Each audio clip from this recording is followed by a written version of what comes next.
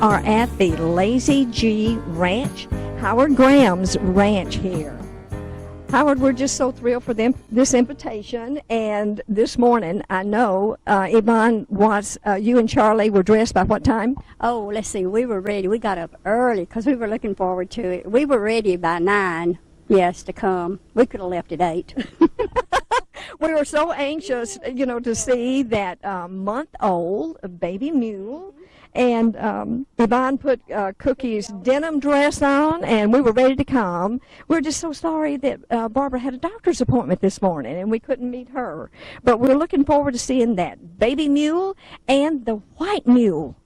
Good. I'm looking forward to showing them to you. I'm just delighted that the mules have been a focal point, and so many things about mules are not known. People don't understand them, but they're really, really fascinating animals. So I'm delighted. It's just beautiful, and I said it's almost like taking a trip to the Smoky Mountains, some of the view. Your view, but of course, Howard picked out this property, and I know he and Barbara they have worked so hard on this, I know. And then they've got a helper, Judy, out there. Judy Colburn.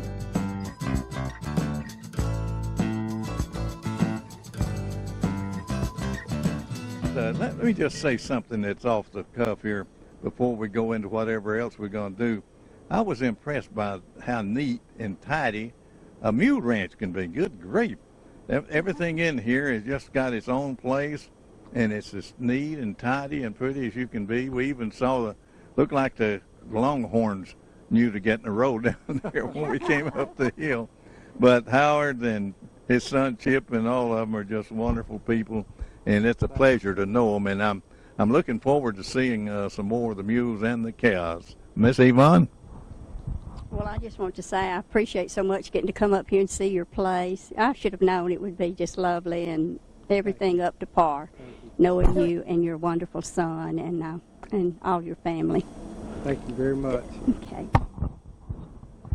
Howard, it's just a showplace, and I was surprised when you said you bought this property and every building you have done yourself. Your home is just so charming. It's wonderful. Well, thank you.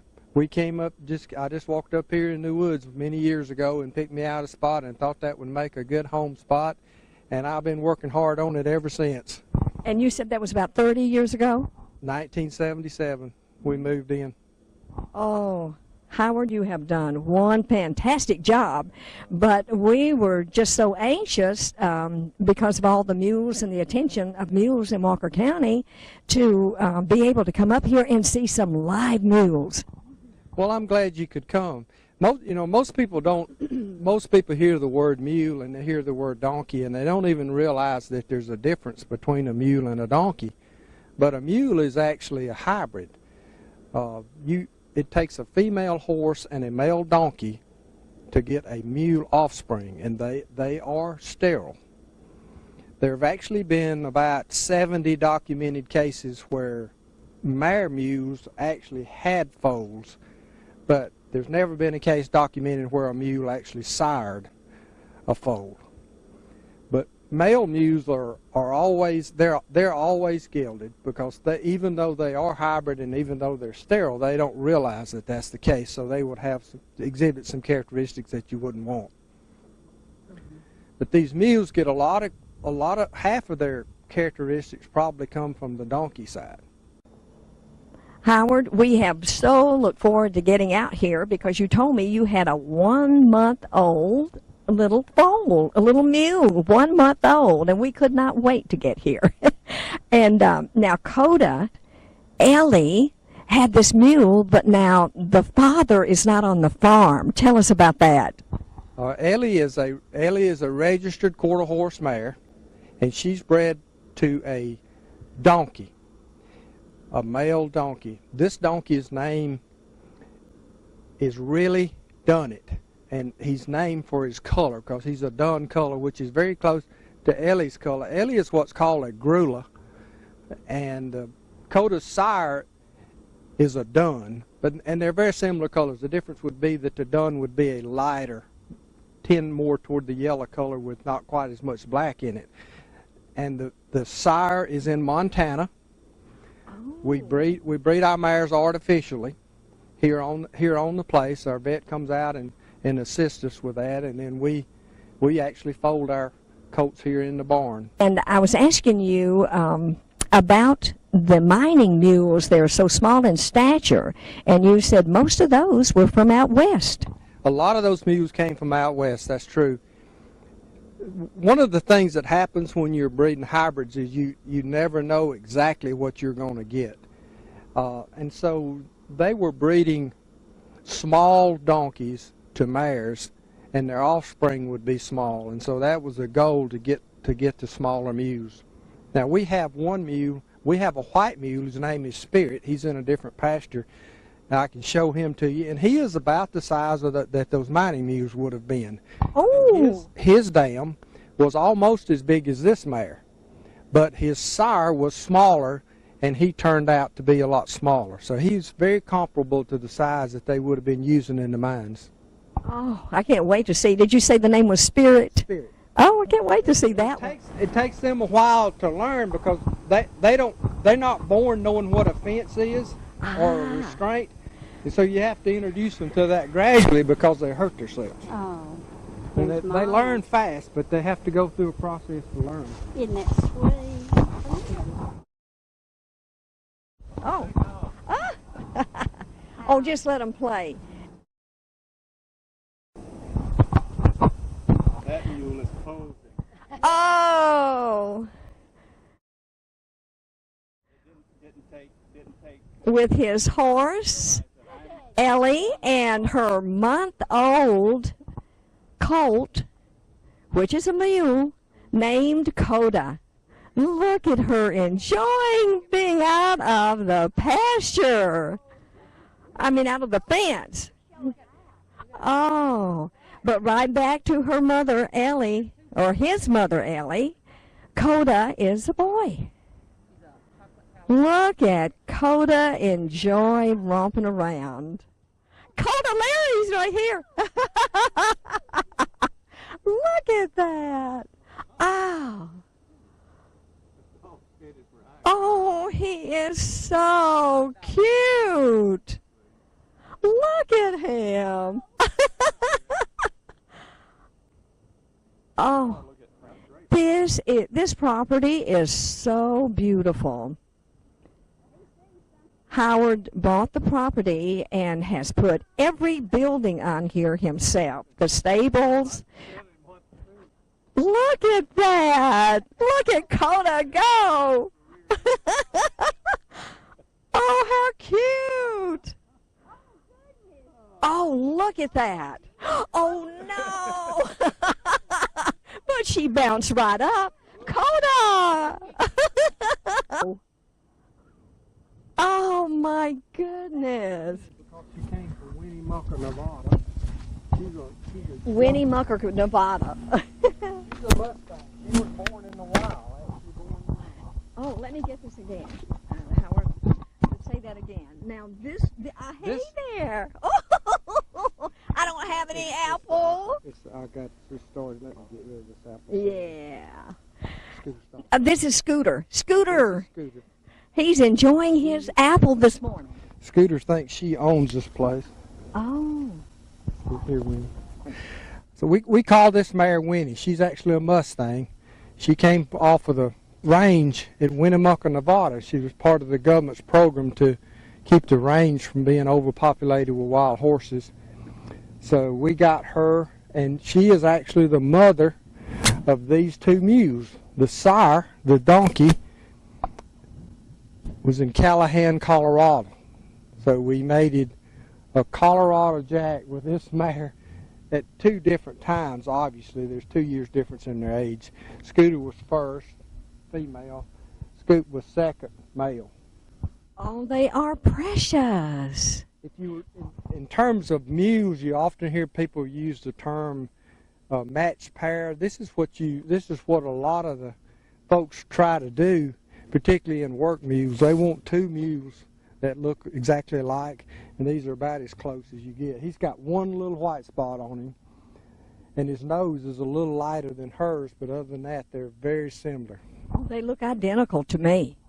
But now, this one was you said a wild Mustang. Did they have to, or did you train her? I trained her. I did. That was quite a process, but I probably learned more than she did. But we got it done, and now I can put my grandkids on her or whatever. She's a perfect lady now.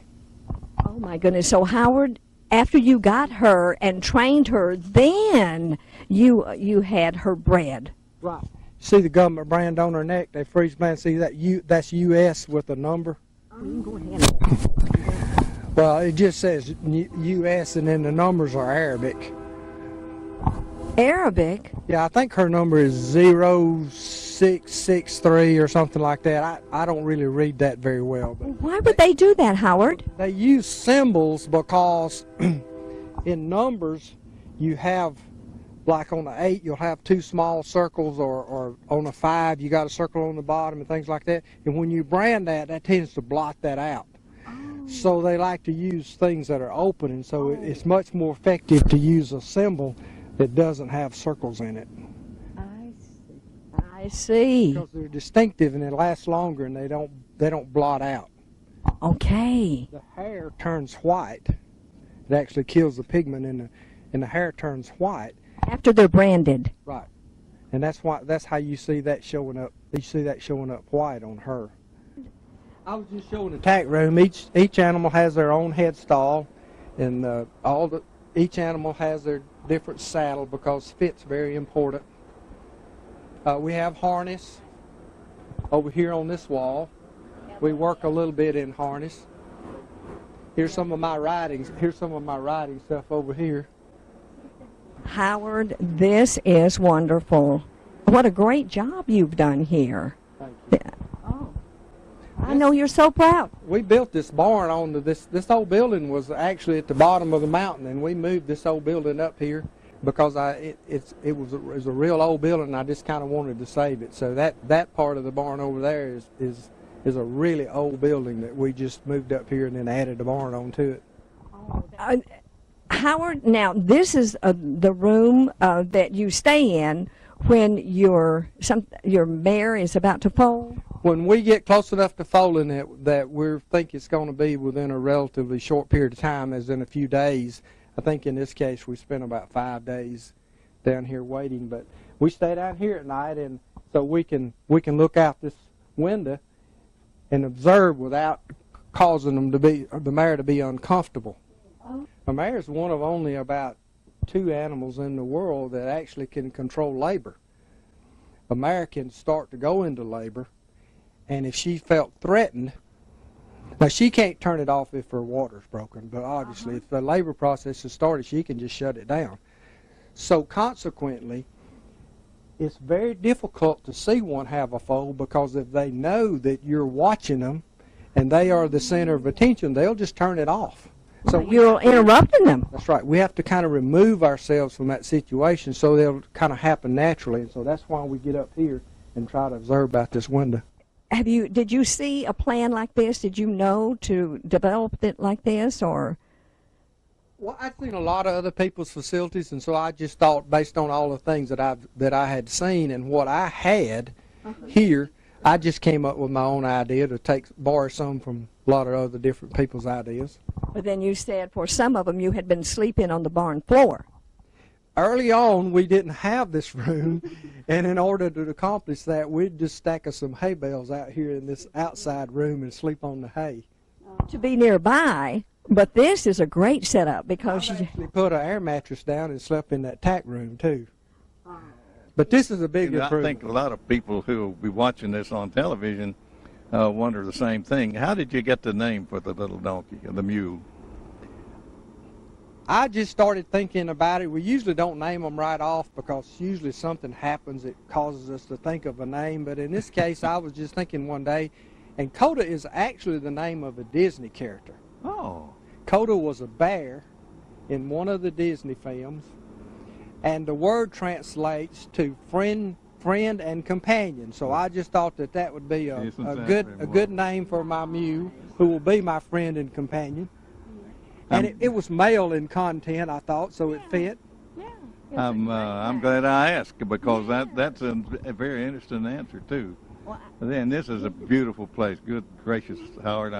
I don't know why you ever go home. If you have another home besides this one, I just stay out here. I think the whole time. oh yeah. We do. We do. Oh yeah, he does. Goodness, with all of his animals.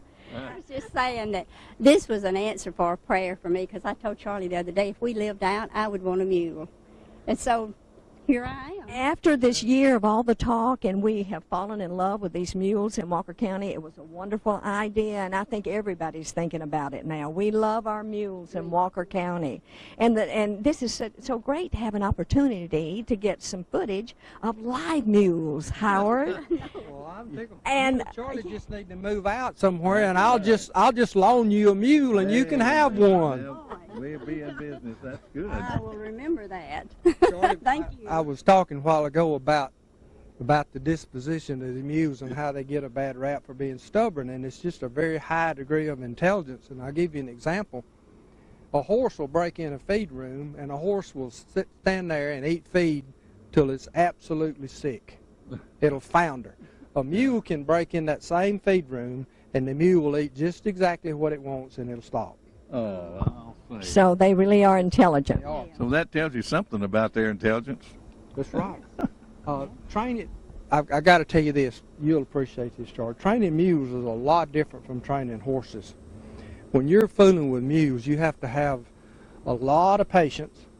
You have to be willing to compromise, and you can't always get perfection. You just have to work with them. Take what you get. That's right. And I always say that every good Baptist ought to own one mule in his life because they learned a lot of patience and how to compromise, and that everything didn't have to be perfect. Oh, that's a good one there. I hope the preacher's listening. And we won't have to have a committee. That's right. We wouldn't have near as many committees, and they wouldn't meet near as long because we'd learn right quick we had to get this over with and come to a compromise. That is wonderful, Howard. And while you're thinking about that, Dakota, Coda could be short for Dakota, and I kind of thought that was where it was coming from when you first told me about that. But tell us about that birth again. That was so interesting, Howard, about when the foal is born, about the hooves. Foals are born. The presentation on a foal is feet first, head first. And when these foals are born, their hooves are real soft. They're almost sponge-like, and that's so that there's no tissue tears or anything during the birth process that would injure the mother. As soon as they hit the ground, in a very short time, and exposed to the air, those hooves begin to harden up. What a miracle. It is. Spirit's almost down.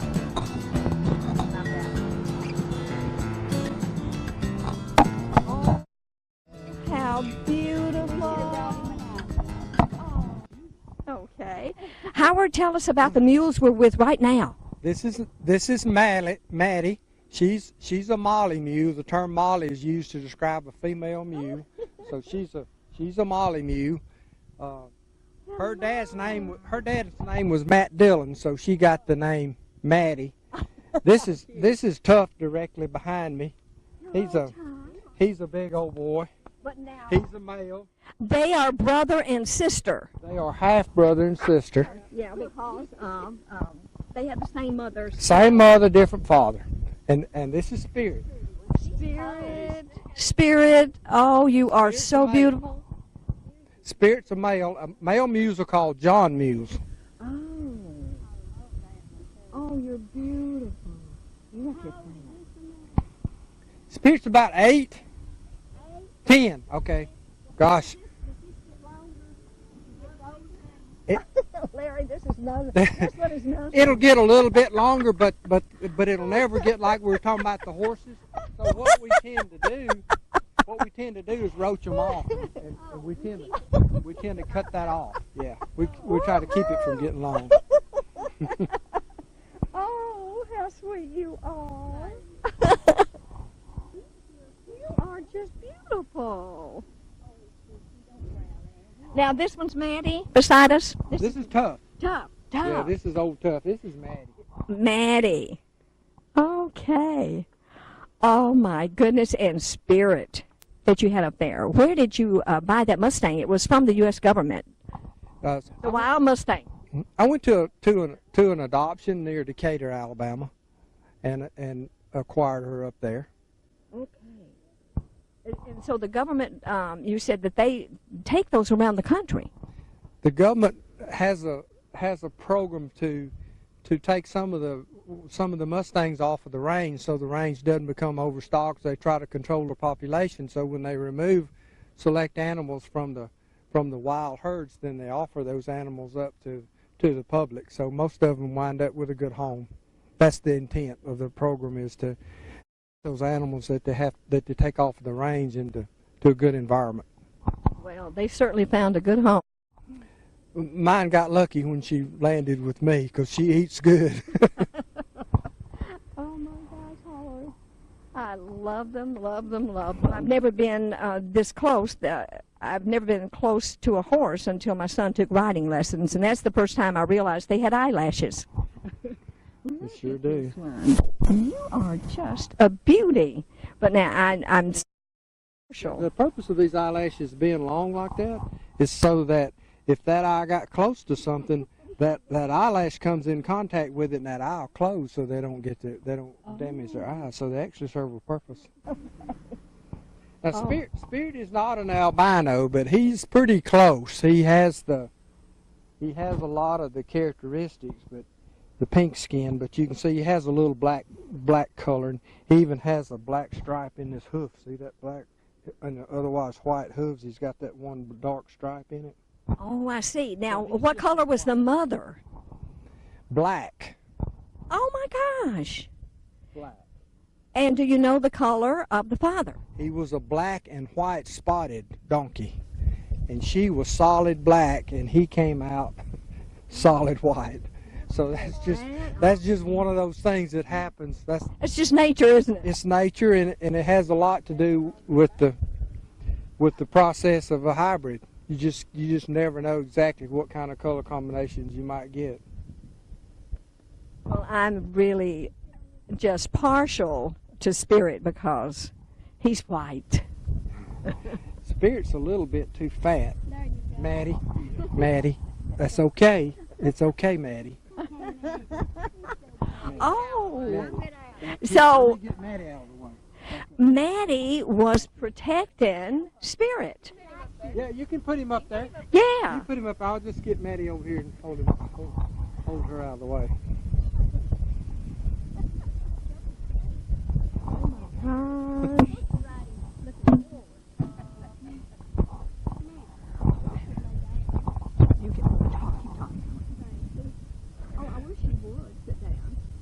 That's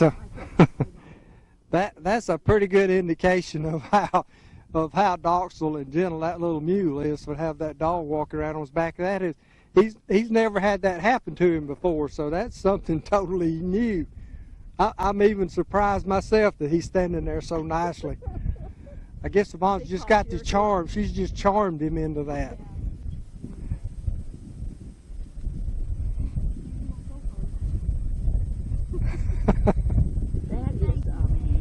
There's some of the longhorns over there. That's my herd bull there. His name is Overkill, that black and white bull going down the fence. Yeah, Cowgirl's Overkill is his name. A couple of calves down there. There's the rest of them way down there. I get a picture of you. She's a little shy with me. Spirit. Howard, Spirit is small in stature, more like the mining mules. He is. He's probably close to the size that most of the mining mules were. He's obviously a lot fatter because they were working a lot harder for a living, and he's just out here living the life. Oh, but Howard Brown, he's eating very well. he's eating very well. But he's typical of the size that they would use, and some of them might have been a little bit smaller, but he's fairly typical in size to the mules that they used underground. Oh, Spirit, I just do love you. It's just fun to pet you. Ask Howard if he would change the name to Maggie. Howard, would you consider changing the name to Maggie? Well, we'd be giving a male a female name. I don't know if we could get away with that. No.